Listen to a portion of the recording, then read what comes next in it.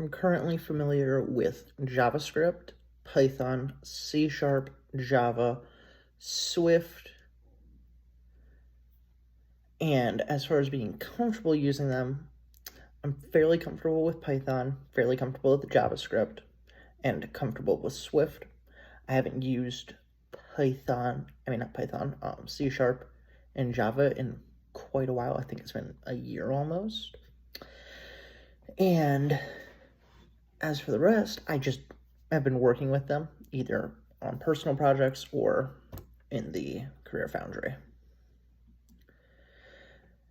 As for what projects I've worked on the Meet app, which lets you pull information from someone else's calendar and then display it.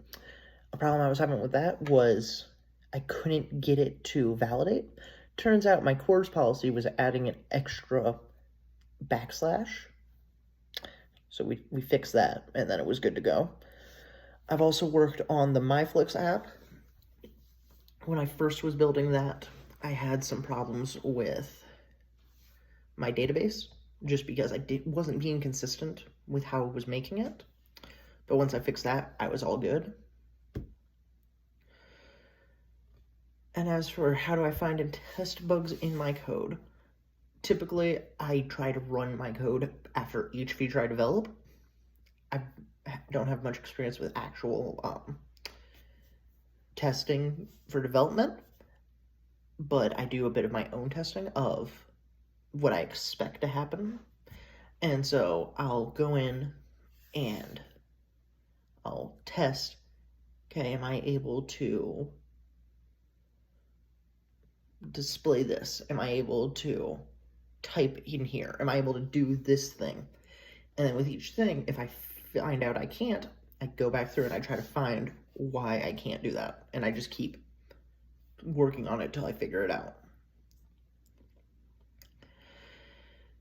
And as for what qualities distinguish a great developer from an average one, the ability to be self-motivated and keep on learning. Because as a developer, you could very easily, once you get a job, essentially just say, I'm happy with this. This is fine. I don't want to progress any further. And stay in that comfortable job position.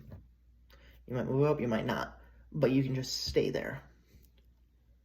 But the great developers will keep on learning because that's what they love to do. They will keep learning and keep on bettering themselves.